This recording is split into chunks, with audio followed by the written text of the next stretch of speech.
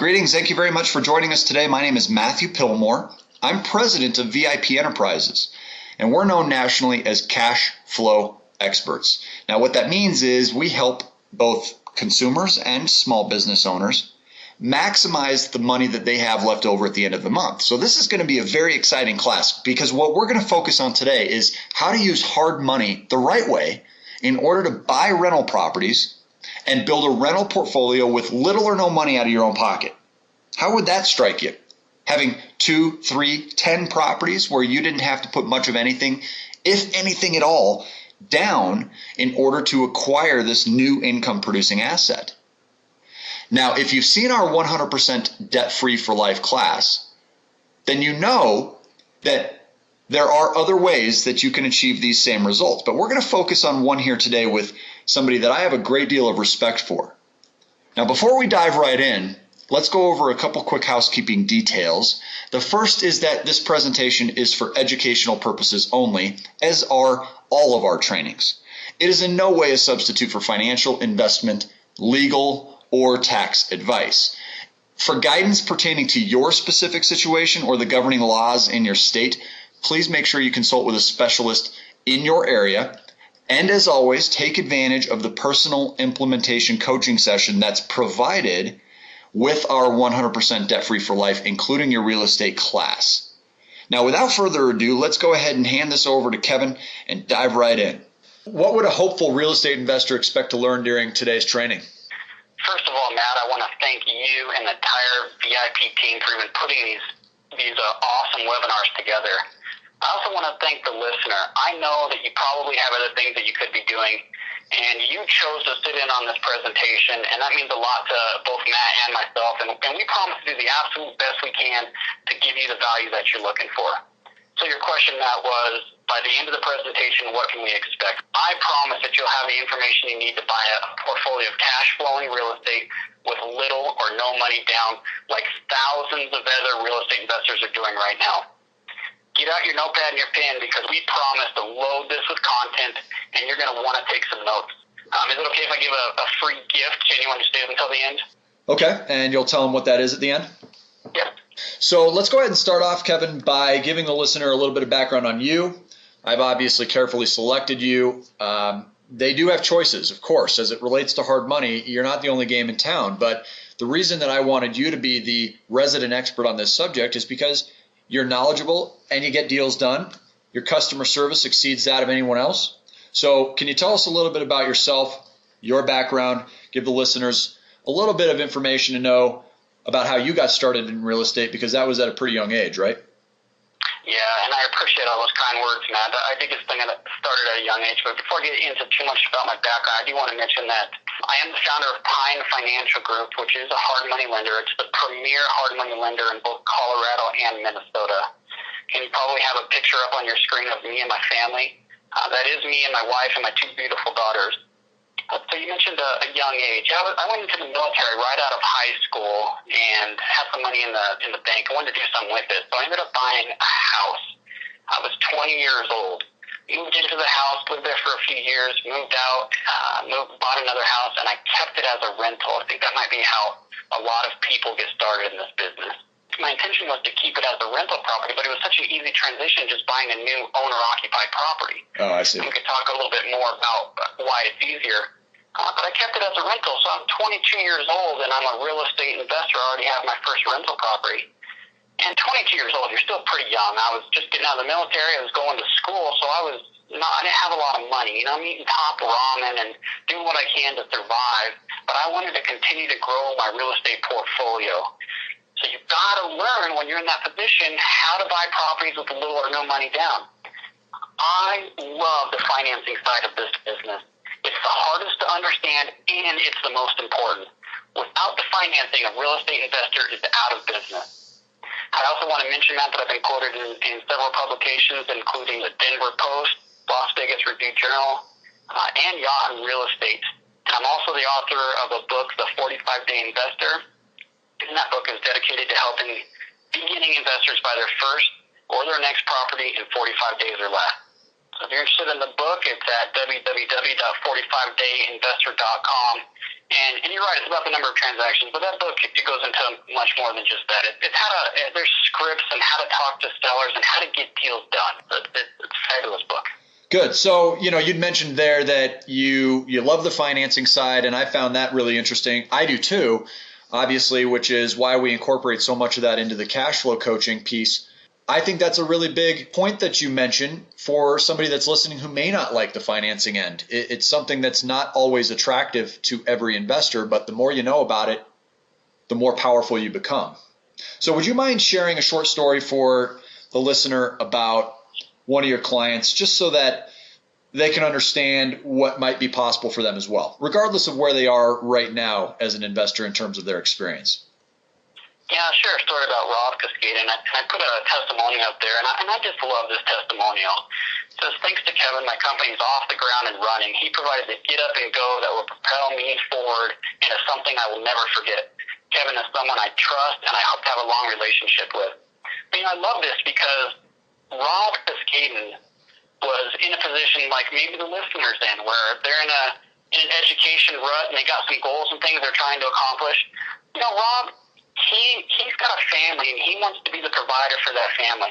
He's got goals. He wants to be a better provider, and he wants some of the material things, the finer things in life, I guess we could say. And he was, like I said, was in the education rut. So he was going to the seminars, listening to the late night TV shows, reading the books, listening to the tapes. You know exactly what I'm talking about, Matt. It's all the stuff that you try to do to educate yourself to be successful. I think all of that is absolutely fabulous, and there's some coaching programs that are essential. In fact, I think coaching and mentorships and things like that are essential to being successful. I always have mentors and people holding me accountable to help me reach my goals, and I think it's great. But here's the problem with some of these late-night TV junkies or the TV gurus. They don't really know what they're doing.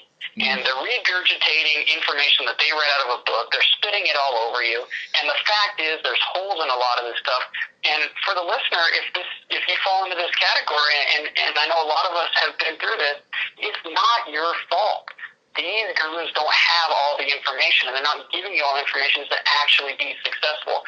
You want someone that might be a little bit more local, or that's focusing on a like I know you do, Matt. You're focusing on the whole financial plan. It's not actually deal structures for real estate investors from people that don't even do deals. Yeah.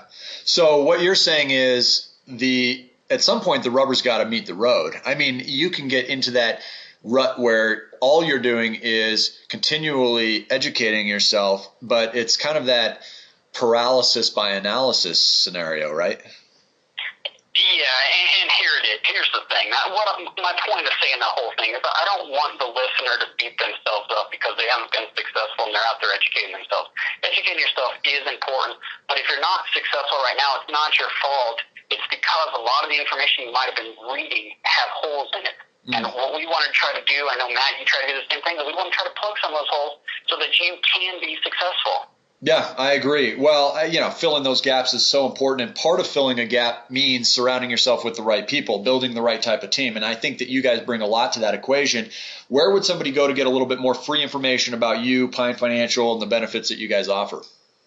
So we have a blog. It's pinefinancialblog.com. We post a couple of times a month different articles and things about real estate investors. Sometimes it's about the market and what's going on that's going to affect you as an investor, and sometimes it's actual real solid meat and strategies to help you be successful.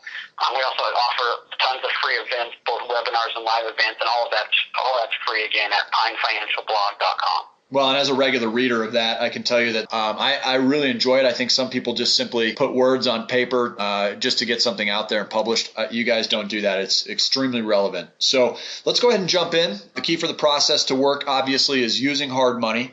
If you're unfamiliar with hard money, what can you tell somebody that's never used it before that would give them just kind of the 20,000-foot overview?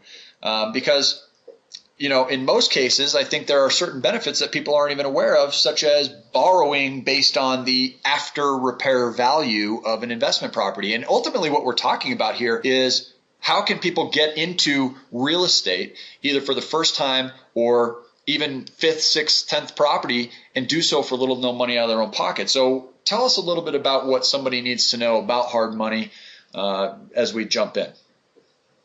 Okay, hard money for the listener that doesn't know what it is real simply loans based on, when you're talking about investor loan hard money. So I want to distinguish here. We're only talking about real estate investors. But they're loans based on the after repaired value, like you said. And the great thing about that, Matt, is that it enables you to borrow more money than you would at a bank or something like that. Oh. But hard money, when you think of hard money, you usually think of what?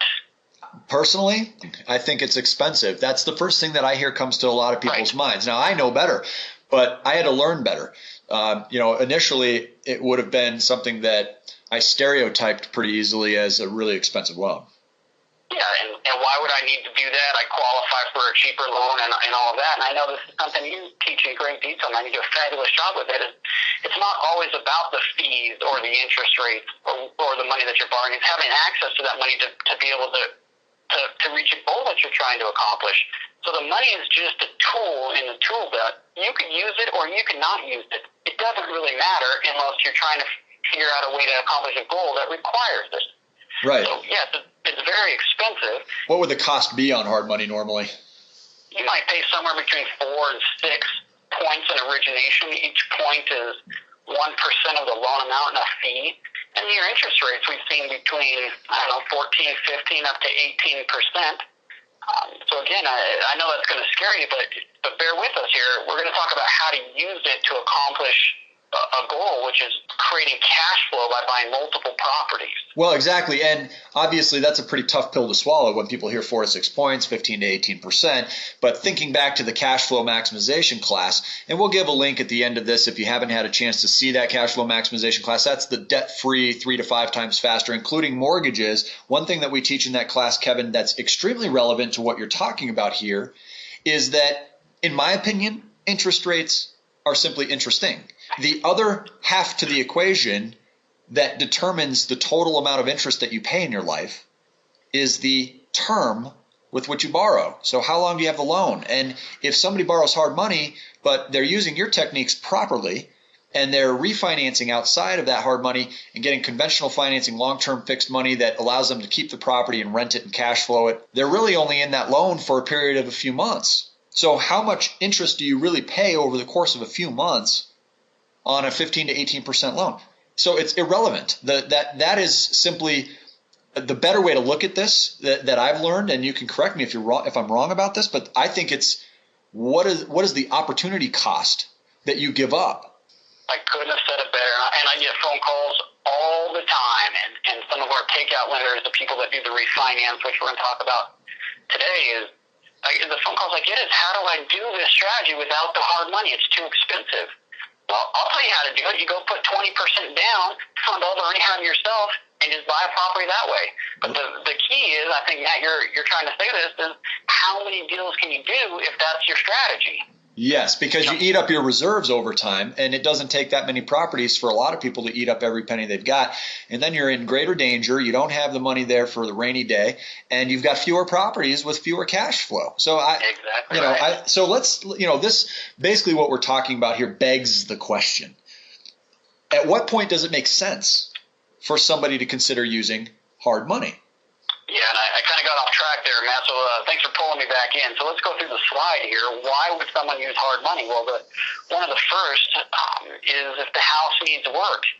And I teach this class of live occasionally, and we have a room full of, 30 to 100 people, let's say.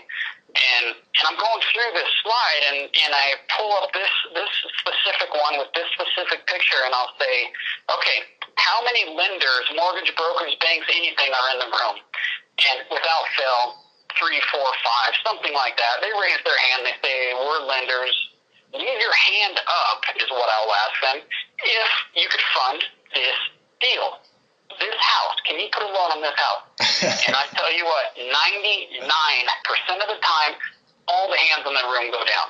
No bank, Fannie Mae, Freddie Mac, FHA, none of it want to finance this house. It's too ugly. It's not livable. So the only way to finance it is with private or hard money. So a good one, Matt, your question was, when would you use hard money? A good one is if the house needs some work. Okay, so if the property needs work, a great time to use hard money because there may not be alternative options available to you.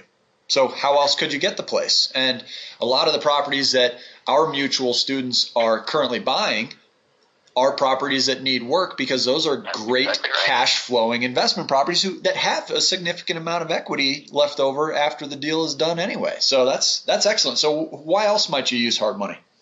Yeah, I also want to share one other quick story about the house needs work, and this might strike you, Matt, and especially the listener, as a bit of a surprise, but I get referrals from mortgage brokers sometimes because they can't finance deals, but here's one that I think might surprise you. There was someone that got their house foreclosed on, and it was in northern Colorado, and they were pretty upset about it. So what they ended up doing is ripping some drywall off, and tearing out some of the framing and things like that. I mean, they really did a number on this house. But what ended up happening is they tore out a closet in the bedroom. So there was no closet with a door, close rod, all of that kind of thing. The mortgage broker, because of that closet, was not able to finance the deal. That's amazing. So none of the rest of that mattered. It was just simply the fact that it wasn't conforming anymore because the closet was missing. That's right. So wow. He had to come and get hard money and get that thing funded, and I was happy to do it. Now, is this something that would replace FHA? I mean, FHA obviously is probably the most strict as it relates to condition of a property. Is hard money something that an owner-occupant would want to go after at some point? Probably not, and that's a great question. FHA, they're more strict with the condition, but they also offer rehab loan, which is pretty phenomenal. So if you're going to buy a house to live in it and it needs rehabbing, I would definitely look at the FHA rehab loan. And no, you probably wouldn't want to go hard money because you don't need to spend the 4 points, 18% interest or 15% interest or whatever it is, because FHA will loan you the money to buy it and fix it up, and they're really low down payment loans. Interesting. What are the other few scenarios that might be out there which would justify somebody considering hard money at the time of them trying to structure a deal? So the next most popular reason is if you need to close on a deal fast. I know when I was really big into buying properties before I started my hard money lending business and really got into the financing stuff, I was buying a property a month, and so I was in the living room with sellers of homes in distress, 3 or 4 living rooms or dining rooms or wherever we were meeting these people, talking through their situations. And when you're sitting there talking with somebody who wants to sell their house, and you can make them an offer and say, I'm going to close Wednesday. 1 week later, if I make that offer to you, Matt, is that stronger or not as strong as someone who's going to do FHA and needs 45 days to close? So being able to get the deal done quickly gives you negotiating power when you're sitting there speaking with a homeowner that's considering selling.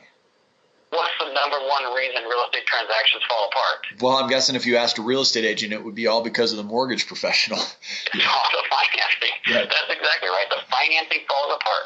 So if you give me 45 days to close this deal, that's 45 days where you don't know if it's going to close or not. And it's using a type of financing that is notorious for falling apart. Now, if I say I'm going to close next week, and it's private money, well, even if the financing does fall apart, which it probably won't, but even if it does, you're only losing a week of your marketing time instead of 6 weeks. So it's a much safer offer for the seller, which means usually they'll take a discount. And the cool thing here, Matt, is they're going to take a discount that's probably going to cover the cost of the hard money anyway. So it's not really like you're paying these crazy fees for hard money when you're getting a better deal on the real estate. Part of the opportunity cost again. Right.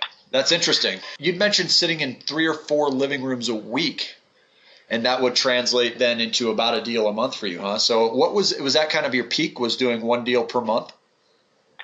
Yeah, I'd say on average it was 1 deal a month. Now I would buy a bunch of properties, say in 1 month. I might have 3 or 4 in a month, have a real solid month. But, it was just me and my wife, so we didn't have all the systems in place. We were still learning a lot then. So we couldn't handle too many. We'd stop our marketing to buy properties and focus on getting those other properties that we already own handled. I mean, with our tenants or tenant buyers, or get them sold or wholesaled or whatever it was, before we turned our marketing back on to buy more properties. So on average, it was a property a month over time, but there were some months that we just bought too many where we had to take a month or 2 off to get those handled. So the 2 areas that we've considered so far is that the house may need work. You've got to be able to close quickly. One thing that you mentioned about closing quickly that I found interesting is that it creates a level of safety for the seller, where the seller has more confidence that the deal is going to close. You know, to dovetail on that, wouldn't you agree then that that same layer of safety is something that's comforting to the buyer too? Because it's not as though a buyer has some sort of control. If they made an offer, they would expect that that conventional financing was going to close too. And when it falls apart, it kind of just leaves you as a buyer in a tailspin, because you're trying to arrange your financial planning and investing process around some of these deals. And suddenly, if it doesn't work out the way you expect it to, now all of a sudden you've got to adjust all of your cash flow projections, et cetera, et cetera. So it's not just good for the seller to have that layer of security that the deal is going to get done, but it's also very, very positive, I'm guessing, for the buyer. Is that a fair assumption? You bring up a really good point, especially if you're using some other type of financing besides hard money. Is, at a certain time, your earnest money becomes hard, and it's not going to be refunded to you if you bail on that deal. Right. Now, especially if you're buying HUD homes, then you're an investor. They make that earnest money go hard almost immediately. So you do want to get those things closed so you don't have a whole lot of risk. So, yeah, that's interesting. I'm glad you brought that up. So we've got these two areas. Are there any other times where it would make sense for me and the investor or potential investor listening right now to consider using hard money? Yeah, I said that need to close fast was my next most popular. Well, I didn't mention what my first most popular reason for using hard money was, and that's obviously less cash into the deal, which is what this whole presentation is about, and why I just love the hard money, and I love the strategy we're talking about. So we're basing our loans off the after repaired value. Whatever it's fixed up, what it's worth, we're going to loan on a certain percent of that. So if you could find a good enough deal where you buy it and rehab it and stay under our threshold, you could borrow all of the money. So you could literally have no down payment and do these deals. Now, if you have no down payment or very little down payment into a deal, what does that mean for you? Well, to me, the first thing that jumps out is return on investment. Immediately, if I think, I might be able to put $5,000 or $10,000 into a real estate transaction, which right now most people aren't even aware you can do, and that includes a fix-up, then the potential return on that investment, if I'm earning $400 or $500 or $600 every month in positive monthly cash flow, is astonishing. So that's what jumps out at me. Is there something else to that too that I should be thinking about? No, I think that's a great one. And I know some people's strategy is to make as much money per deal as possible. And that's fantastic. It's not my strategy, but I think it's an absolutely fantastic strategy. To do that, you're going to need to put more money into a deal. So what you're saying is if you have less money into the deal, you might not make as much money on the deal, but you're going to make a whole lot more money on your investment. Yeah, absolutely. I love that as one of the advantages of having little money to the deal is your returns go through the roof. The other one is if you have less deals, we talked about money being finite. You only have so much of it. Each of us is different. But if you don't need it to do deals, you can do a lot more deals. The next bullet point is you can do multiple deals when you're using the strategy and really create a large portfolio, and then use your strategy, Matt. Once you have your portfolio where you want it, you can use your strategy and pay off the mortgages if that's what you choose to do. Right, exactly. Just going forward with the cash flow stacking piece that we talk about.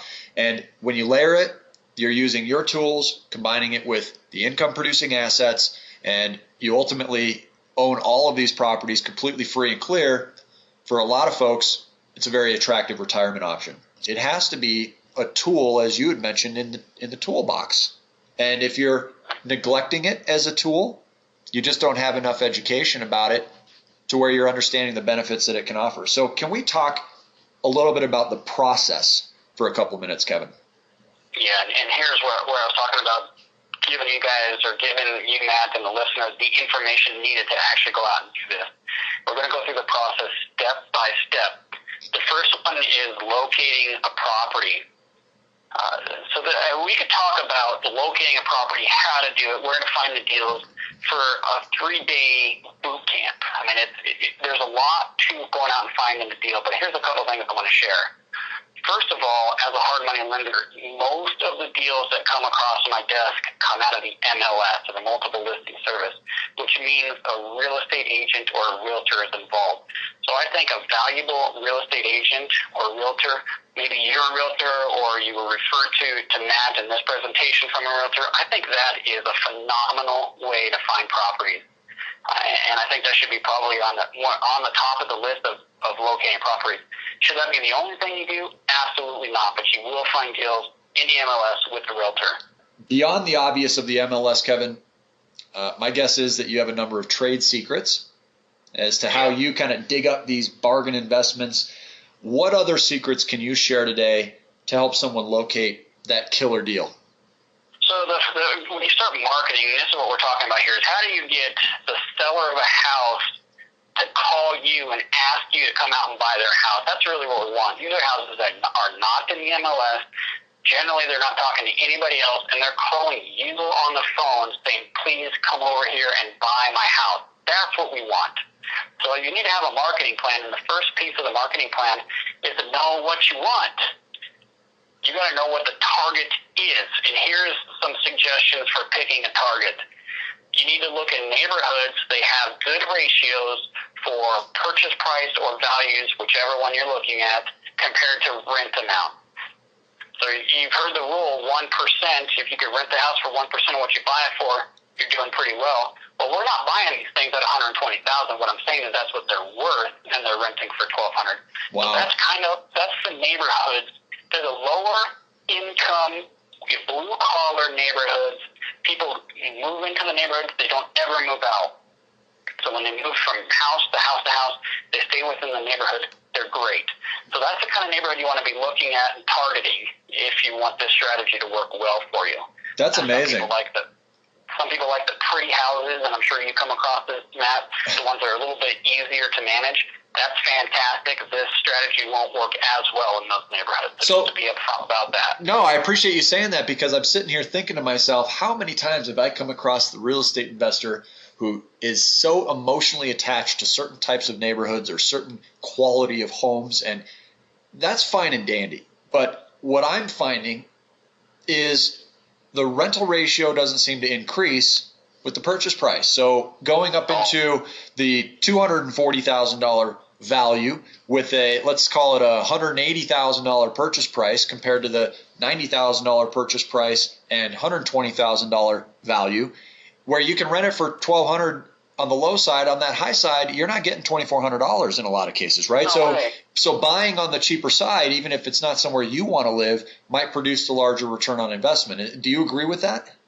Yeah, I absolutely agree, and it's crazy. I mean, you said it perfectly. The $120,000 house rents for $120,000 for $1,200 if you're in the right neighborhood, but a $240,000 house, twice as much in a good neighborhood, it's probably going to rent for $1,400 or $1,500.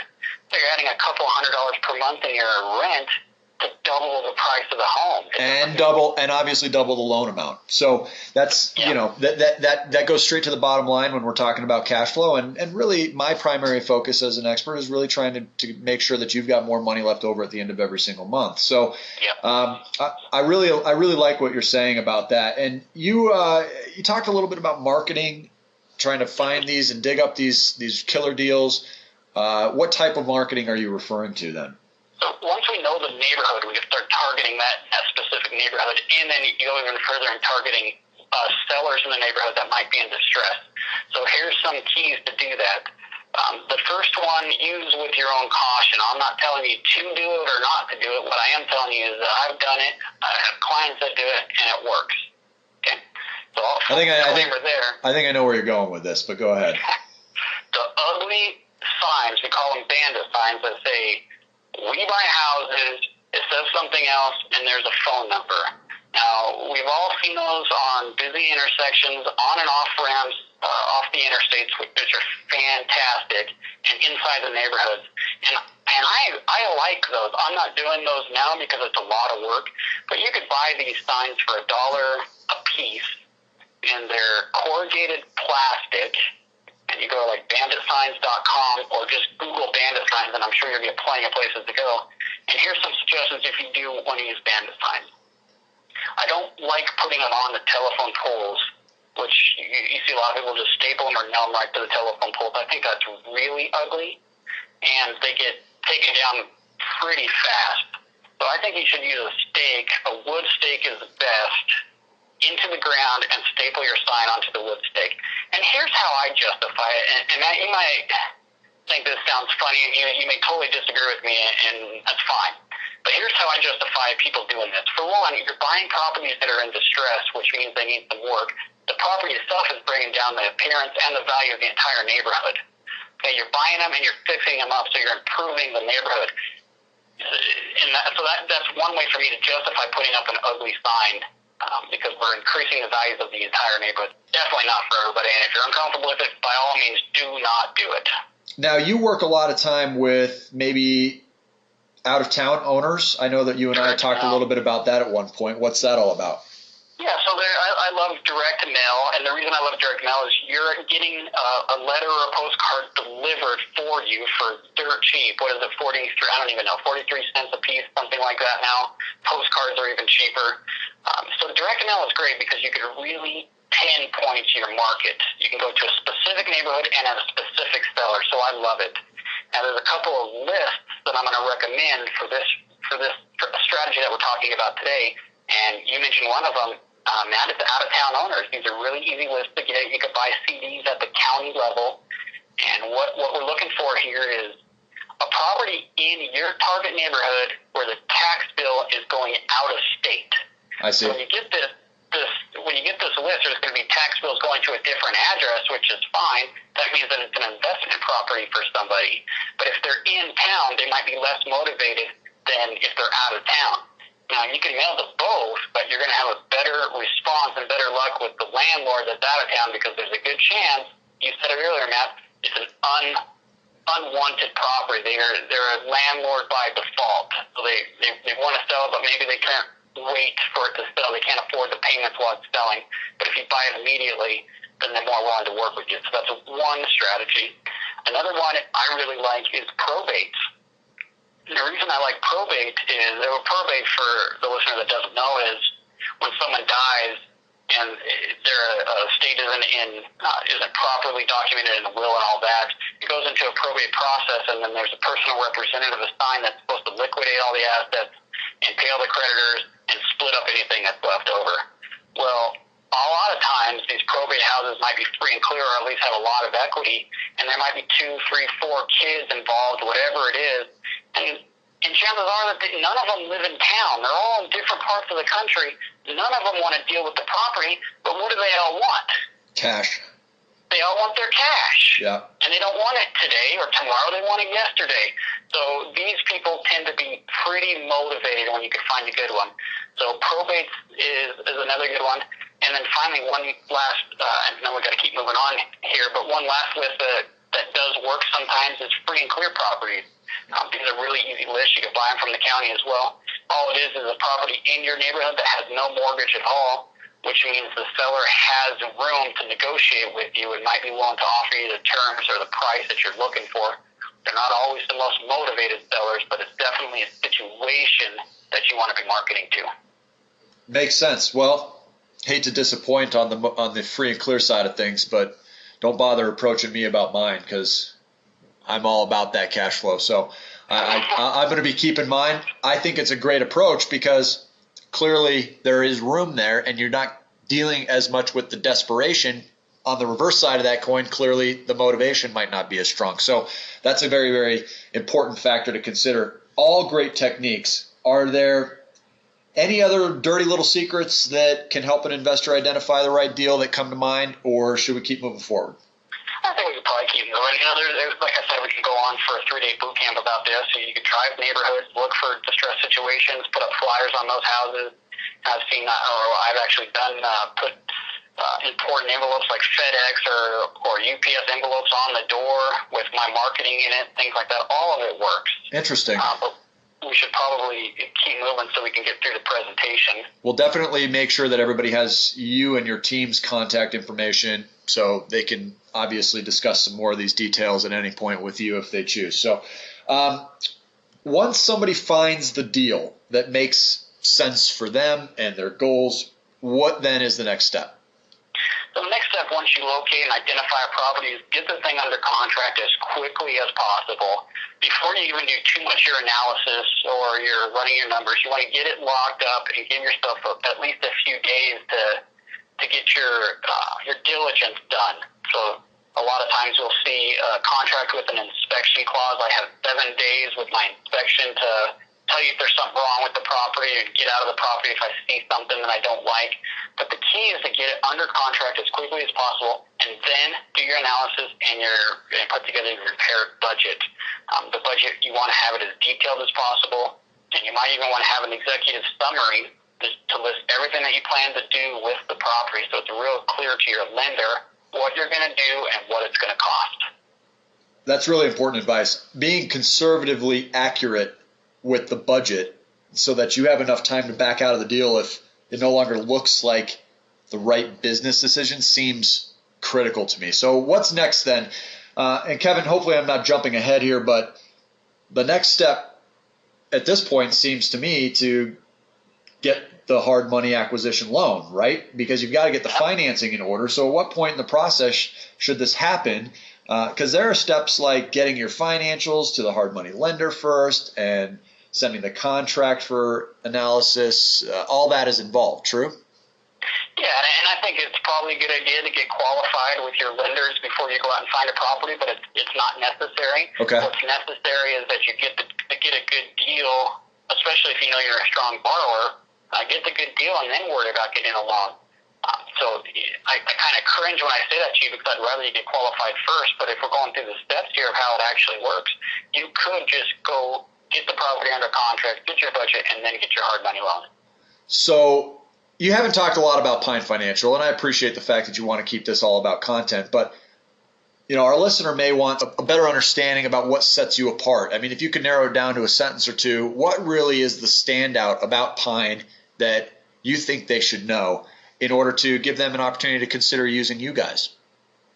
There's a lot of tangible ones, and I'll go through a few of those, but the fact is that we're the best. I mean, we're doing the most loans in Colorado, more than any other hard money lender on residential properties. We're currently servicing about 80 loans. We've got $17 million to work with. We don't run out of money. We don't say we're going to close and not close. Oh, okay. So that's really important. But some of the tangible things I think is a little bit different is, we loan all the way up to 100% of your deals. We will escrow the repair money, but give you an advance at closing so you can get started. We don't have application fees or credit report fees. You don't pay anything to us aside from paying for your appraisal, which you pay the appraiser. You don't pay for anything until we get to the closing table. Oh, okay. Is that unique to you guys? We have some competition here in Denver. It's somewhat of a crowded market. So there's other lenders that do charge application fees, other of our competition that doesn't. But I think what's unique is that we don't charge application fees and we advance money at closing, which no one else is doing both of those. Okay. Well, I think those are all really important, and probably some of that you can take away in your hunt if you don't live in the Colorado or Minnesota area. Those are the only two areas that you service, correct? That's right. Okay. So what do you guys charge? Just so I'm clear and so the listeners know, if they don't have a pre-existing relationship with a lender and they're wanting to explore working with you, what is it that Pine Financial charges? We charge 4 points in origination, 15% interest. Our loan is for 9 months. Payments are made every month, but there's no, like I said, application fees, and we don't have any other hidden fees. So there's no prepayment penalties or anything else when you actually go pay off the loan. You're not going to get any surprises. It's incredibly reasonable, and you're going to walk us through a couple examples here in a couple moments that I think will help the listener understand why that's so reasonable. Let's go ahead and discuss what the next step is in that process then. So we've located the property, we've got it under contract, we've prepared our budget and our analytics, and now we've explored getting the hard money. Maybe we did that earlier and really were diligent about this. What would be next? You get the hard money loan, and we actually fund the deal. So like I said, with Pine Financial, we're going to give you the money to buy it and give you the first draw so you can get the repair started. You know, it's important. A lot of contractors are out there asking for materials up front. A lot of them don't have a lot of money, so they can't carry jobs, and they're expecting to be paid a little up front, and especially for materials and most of their labor or the rest of it when it's done. So we'll give you the money to get started, and the next step is to actually get started. Go out there and get that property fixed up and get it in rental condition. And what I mean by that is you're buying a property that you're going to flip, you might need to do some custom things. And we're seeing a lot of custom in the Denver area right now. You know, the slab granite with a lot of the kitchens are being opened up and the islands with the breakfast bar being put in, that kind of thing. You know, nice hardwood floors. You don't need to necessarily do that with a rental property. If there's hardwood, absolutely finish the hardwood before you carpet it. You don't want carpeted in rentals if you can afford not to have them. But you don't want to be putting granite in there either, or brand new sinks, or whatever you can clean up, replace what you can't, and put in used appliances. What it sounds like you're saying, and something I've really strongly believed, is that to get it into the rental condition compared to preparing it for sale in a flip market it's literally done for a fraction of the price, right? So again, going back to the preservation of funds and making sure that you get into a deal for as little as possible, it's not difficult at all, seeing as how the rental market right now has such a low vacancy rate. Oh, it's great. Okay. So the next step after repairing the property, at some point, while the repair is probably happening, you're considering what you're going to be doing in order to get it on the market and start hunting for those tenants, right? Is that the next step? Yeah, you're going to want to get your tenants the next step, but I want to mention a couple of key pieces of advice here on the repairing the property that I just thought of. And here's what I do with my properties. I've got over 30 now, and I manage them myself. At least the ones in town I manage myself. I have some out-of-state stuff as well, but I pick up paint, and I happen to like the Walmart paint. As crazy as that sounds, I think it's pretty good quality for the price. But I pick a color that I want on my walls, and I put that color and that paint in every single property I own. And you know what happens when I have to go do a tenant makeover and do some patching? I don't need to take a paint chip to Home Depot and see if I can match it. I already know exactly what paint it is. So that's one way that's going to save you a lot of money. And you also want to make your properties hard to damage. So you want to put in hard tiles and hardwood floors and that kind of thing. You don't want to do necessarily the linoleum that's going to rip when they're moving appliances in and out. You know, it sounds so simple, but these are the things that we don't think of when we're repairing the property. And the last thing, Matt, is spend a little extra money to make sure the mechanicals are working. You want the wiring and the plumbing and the HVAC and all of that to be in good condition, because those are the types of calls you're going to get from your tenants when there's problems. Great advice. As a landlord, I can appreciate that advice. So moving on here, and get your tenant, and we can, I don't know how much time we have, but we can talk about some strategies to get tenants. I don't find my own tenants now. I use a leasing agent to do this for me, and it's great. The leasing agent charges me 1/2 rent. They bring me leads. They qualify the leads for me, and I get to choose which tenant I put in there. And then I'm changing this now. I want the tenant to come into my office to sign a lease, but in the past they would actually go out and sign my lease, go over my lease for me, all of that for half a month's rent. So they ran the credit report and everything. They were collecting the application fees to cover their costs, but it wasn't costing me anything unless I got the tenant I wanted. So that's what I'm doing now. In the past, I would do some cool things, especially when the vacancy rates weren't as low as they are now. I would take a bunch of phone calls, get my marketing out there, try to get as many people to the property at one time as possible. And that way there's really some competition for that property. And if you just rehab it and it looks new, you're going to be getting more in rent than you probably thought you would if there's more than one person there at a time. So you're creating that feeding frenzy then. Oh, I love it. When I was first starting to do it, man, I was all uncomfortable, and maybe the listener can appreciate this if they've tried it or if they're planning to try it. You get a little uncomfortable because you're thinking, what is this prospective tenant thinking when other people start walking in the door? And it is uncomfortable for them. For right. me, love it. It's great. Exactly. And in the past, it would make me uncomfortable, but I got over that quick when I started putting money in my pocket. Amen, brother. So using signs, I have a ton of luck with Craigslist. I mean, ultimately, because the vacancy rates are so low, I post one time on Craigslist, and I've got a feeding frenzy just in my email account alone. So I think right now is a very, very glorious time to be putting up properties for rent, and it should not take people long to get those filled. So after you have the property rented, if an investor wants to take advantage of what I think is an incredible time to buy and hold, and wants to start building this portfolio of cash flowing rental properties, then they're going to need to refi out of this hard money, right? I mean, you can't just keep hard money forever. Even if the rate were better, you couldn't. So because it's a short-term loan, how does that process work? It makes sense for these investors to proceed with exploring the long-term fixed financing probably fairly early on in this process, doesn't it? Yeah, exactly. And there's a lot of keys, and I'm listening to your question, getting ready to answer, and I'm catching myself wanting to say the key for this whole thing to work is, because it seems like there's a lot of that, isn't there? Right, yeah, there's a lot of keys all of a sudden. One of the keys on the key ring is this refinance loan. I mean, you gotta be able to get out of that hard money loan, and this whole thing blows up. But the cool thing about the refinances, we're talking about a rate and term refinance instead of a cash out refinance. And I think it's important to understand the difference. Cash out refinances, when you're going to get, each lender might be a little bit different, but it's anywhere from maybe $1,000 to $2,000 in cash putting in your pocket. You're getting a check from the title company when you close on that refinancing.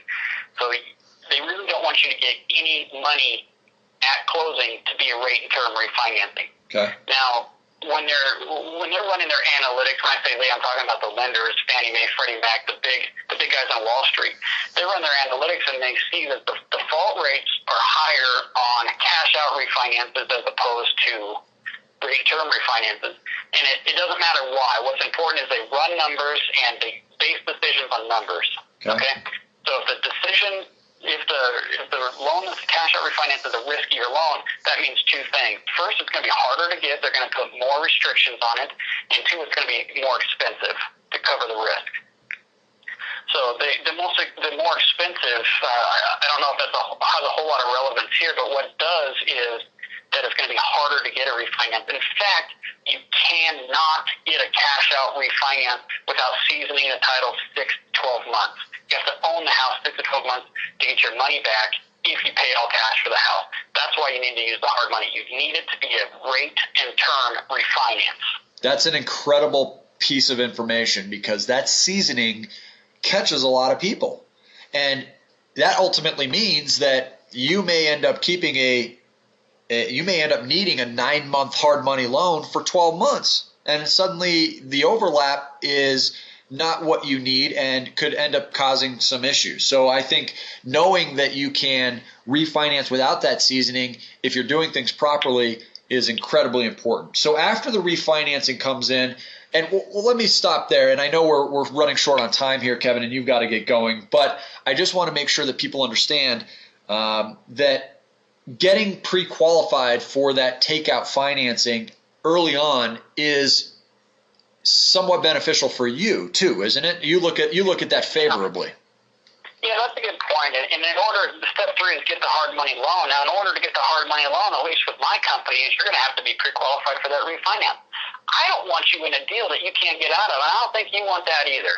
So we're going to work together to make sure you can get this refinance done. And there's one thing that I pride myself on is I spend a lot of time with my nose in a book understanding the guidelines on that refinancing, and a lot of the times I could help get that done even when the mortgage broker doesn't know what they're doing.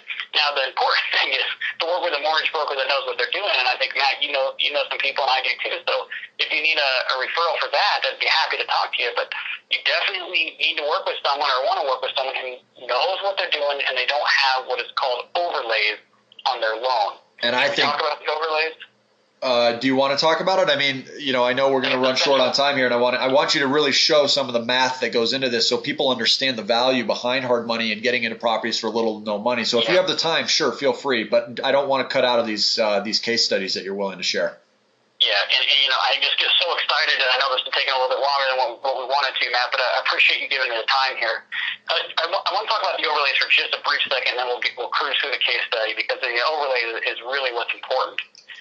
See, Fannie Mae and Freddie Mac will buy these loans of rate and term refinancing or refinance with no title seasoning, zero. And you can buy today, you can refinance tomorrow, and use a new appraisal appraised value. You're not going to use what you bought it for. It's going to be what it's actually worth once it's fixed up. Okay, there's no guideline for title sealing. Now, if you go to one of the big banks like, I don't want to say GMAC because they claim to not have an overlay, even though they do. But if you have Bank of America or Wells Fargo or one of these other companies, which most mortgage brokers will send their loans to, they have an overlay that might say, well, we'll refinance this, but you have to be on title for 6 months if we're going to use a new appraised value. Otherwise, we're going to use what you bought it for as the value. So the acquisition price becomes a value, even if it appraised for $100,000 and you paid $80,000 for it. They're going to use the purchase price of $80,000, not $100,000, even if it's now worth $140,000 because you fixed it up. Yeah, and that's the Wells Fargo's and the Bank of America. It's these big banks that are providing tons and tons of loans. So if you're out there shopping for this and someone tells you you can't do it, well, you're right. You can't do it with their lender. That's why you need to find another lender that has no overlay, because I promise you Fannie Mae will buy the loan. That's a phenomenal piece of advice, and we'll probably hang up folks who do not have a strong enough understanding of that. So I appreciate you wanting to take a moment and explain it. Now, you offered to share a couple case studies with us. I'm hoping we're not using up so much of your time that you're unable to do that at this point. I'm a numbers person. A lot of the folks that have seen my debt-free class are numbers people, and I really love to see this in action. Let's go through Worcester, and one of the, for those people in the Denver area might recognize this neighborhood. It's the classic Montbello house. We talked about Montbello a little bit earlier, but it's the type of neighborhood we want. So this is a 4-bedroom, 2-bathroom house, the ranch with a basement, attached 1-car garage, and here are the numbers. So you got a purchase price of $71,000. This was actually purchased from a foreclosure auction from an auction buyer and then wholesaled to the buyer, which means he bought it for, I think he paid $65,000 at the foreclosure auction. That's remarkable. And he sold it for $71,000, so he charged a little bit of fee, get his cash back, and then he goes to the auction and buys something else, and that's kind of how he runs his business. Okay. So it's what we call a wholesaler. Okay. Bought it for $71,000. $10,000 in repairs, and again, Matt, we talked about it. It's not a whole lot of repairs. You got to make sure it's safe, it's mechanically sound, and then it looks good. But you're not putting in the high-end, high-quality finishes. There are tenants everywhere, so you're going to appeal to somebody who will be a good tenant. That's exactly right. And it's going to be clean, and people want it. Okay. So CC stands for closing costs, and that's the closing cost to buy the property. That's going to include your hard money and your title fee. So that includes what's being paid to you or someone like you. That's exactly right. Okay. So in this example, and you can see that I'm rounding here, but these are real close. This is an actual deal. These are real close numbers. $4,500 total acquisition if you add the three. $85,500 to buy this property and fix it up. Wow. Okay. Again, $120,000. This is what the appraisal came in at. Hard money loan, we loaned $84,000, which is 70% of the after repaired value. Now, I'm not a math magician, but I mean, you can see the acquisition $85,500, the loan $84,000. How much money did you need at closing? You know, it would end up being about $1,500 if my math is correct. $1,500, yeah. And you had $1,000 in earnest or something like that, so you're really coming to the closing table with $500. Now, this isn't a no money down deal, but it definitely fits within our little money down scenarios. Wow. Okay. So $1,500 out of pocket, and this property, do we have numbers in terms of what it was renting for and what the potential ROI is on this thing? Yeah. Let's keep going here to the next slide. So we talked about one of the steps is refinancing, and when you refinance it, there's more costs to get the refinance done. So now you got 2 sets of closings. So you got to understand that this is not the cheapest way to do it, but in my opinion, it's one of the best ways to do it. Again, refinance costs $2,500. Refinance loan. These lenders will go to 75% loan to value with the new appraised value. Your hard money lender is probably at 70, so it gives you 5% buffer there. And as long as the appraisals are similar, you should be able to roll all of your closing costs into that refinance loan. Oh, I see. So that 5% buffer gives you room for that extra $2,500 in closing costs. Yeah, so you borrow that too, so you don't have any money when you go to the closing. So now all you have into the deal so far, maybe some payments, but you have the $1,500 that we talked about. Okay. 86.5. I don't know what the interest rate was on this one, but this is the actual payment. Probably doesn't really matter if we're getting enough cash flow out of the thing. No, you're right. Your payments are going to be lower now than when this deal was done. I could tell you this was several months ago, and rates are lower than they are now. But in any case, it's going to be close. $663 PITI. That's principal, interest, taxes, and insurance, everything. So and this again, it rents for $1,200. Includes all of the escrows and renting now for $1,200, which is in excess of $500 every single month in cash flow. Gross cash flow. Now, sometimes I'll get the feedback, well, you're not accounting for maintenance, you're not accounting for vacancies. Well, I'm not claiming to. Look, it's the gross cash flow. I don't know what the maintenance and the vacancies are. I know it's rented for $1,200. I know the payment's $663. I know it's a damn good deal. And you also know that you just put $10,000 into the place, so if you did a good enough job with the money that you had to work with, you probably don't have a ton of additional maintenance that should be expected immediately upon getting this property rented. Over time, of course, that could happen, but you're also cash flowing this thing $6,000 plus every single year. Yeah, and so there's going to be some additional costs, right? This is not a net cash flow. I just want to be clear, it is a gross cash flow, but that's the numbers that we have to work with since we don't know what the maintenance and vacancy are in this specific example. Okay. Okay, so the notes here I wanted to point out is it took 2 months to rehab and get a tenant, and during that time there's one hard money loan payment, so you had the $1,500 out of your pocket plus the $1,050 for the hard money loan out of your pocket. And the refinance took 5 months, which is way more time than it should take. This guy just was a total slacker and didn't get what he had to get done so he could get the refinance done. Interesting. But once it's rented for $1,200 and your payment's only $1,050, even with the hard money, you're still making enough to cover the hard money. Yeah, you're still cash flowing it. It's beautiful. Here's my calculation here.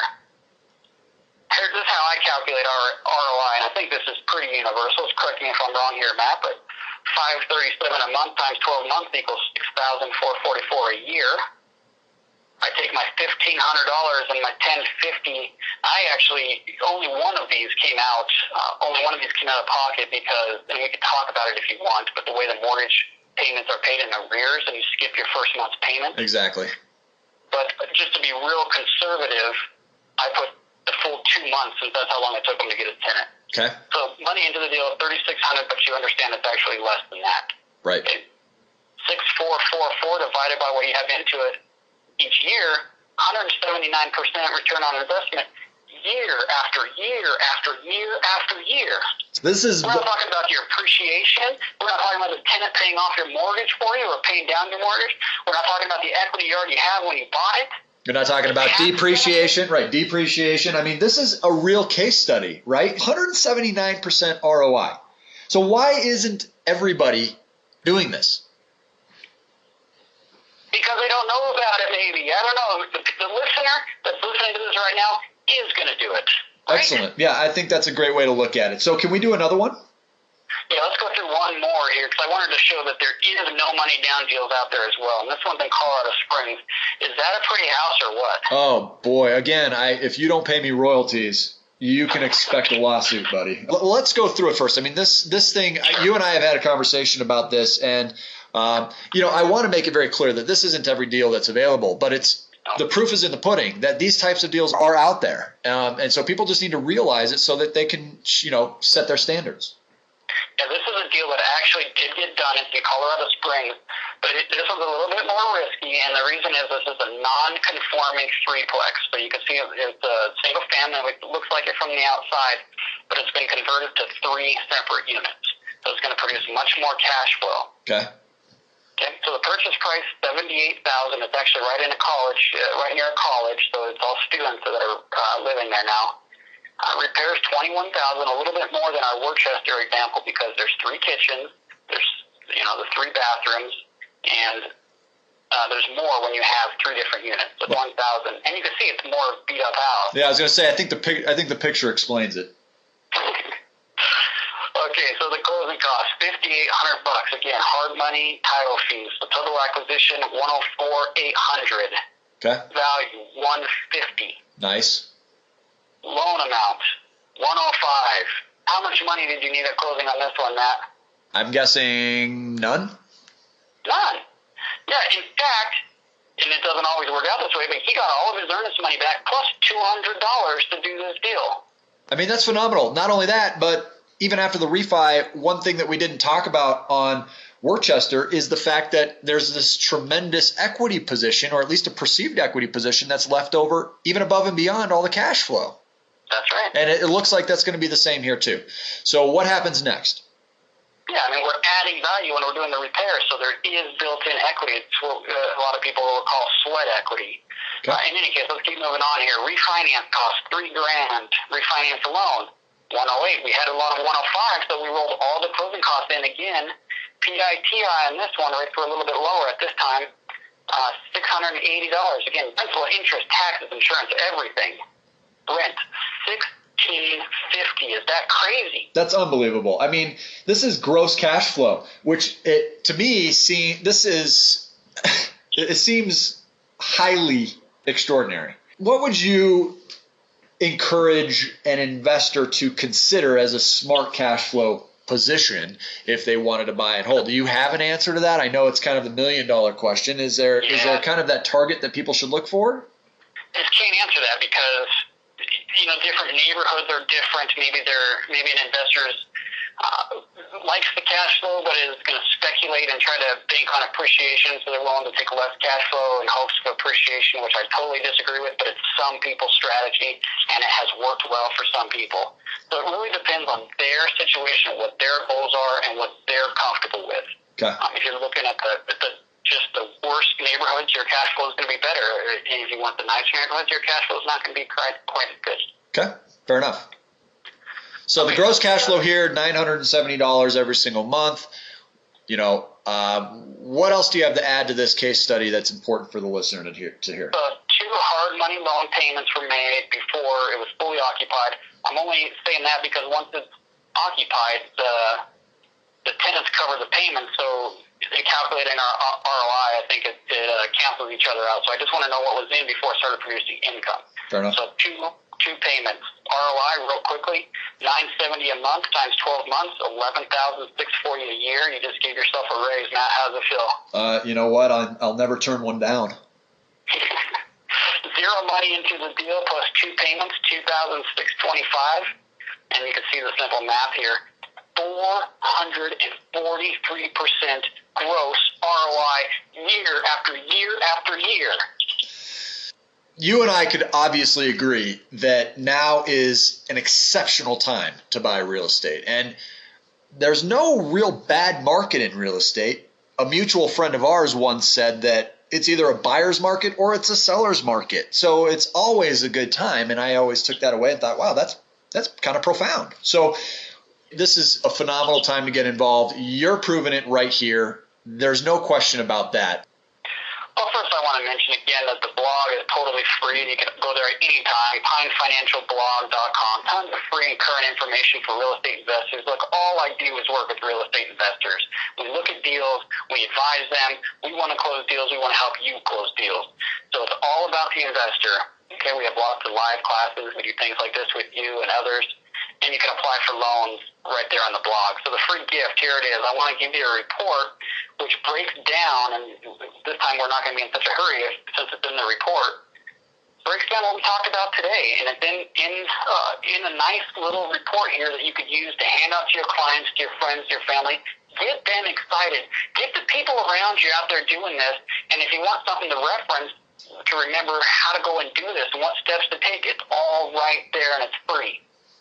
Incredibly generous. I really appreciate you not only giving something like this away, but sharing all the content that you did, because when practiced, it's life-changing. And I completely agree that together we have the ability to do amazing things by helping people understand this information. And remember, cash flow, when added to education, equals power. So VIP would love to thank Kevin Amolsch with Pine for sharing this information today. It's extremely relevant to our cash flow maximization education. And we obviously encourage all listeners to do their homework before working with any organization. But we've done our research, and I've come up with nothing but great results about Pine and about you, Kevin, about your services. So if for any reason you'd like to use another organization, then we can provide you with their information or some alternatives. But just remember, it's important to work with people who are knowledgeable, who have great customer service, and who can simply get the deal done. And I just want to throw one thing in here before we get off, Matt. Is that okay? Please do. You say this best in your live events, and you know, it really strikes me when you say it, and I want to throw this out there for your coaching and for this free report or whatever it is, the decisions you make to advance your career and advance your financial life and your happiness, really, you need to take these steps. And you can take these steps to join your coaching or download this free report, which has absolutely no risk at all. You can do that, and you can improve your life, okay? Or you can not, and you can stay exactly where you are. I really appreciate your time and generosity. Obviously, anybody that wants to follow up with you, we will provide an email follow-up that gives you some information about how to get in touch with Kevin beyond the blog or some of his teammates. And we'll also throw in there access to the debt-free 3 to 5 times faster, including mortgages class, so that you can watch that if you haven't seen it already or if you'd like to watch it again. Thanks a lot for being on our team. Appreciate your time and insight today. And we'll talk here again soon, buddy. All right, man. Appreciate everything. Bye. Take care.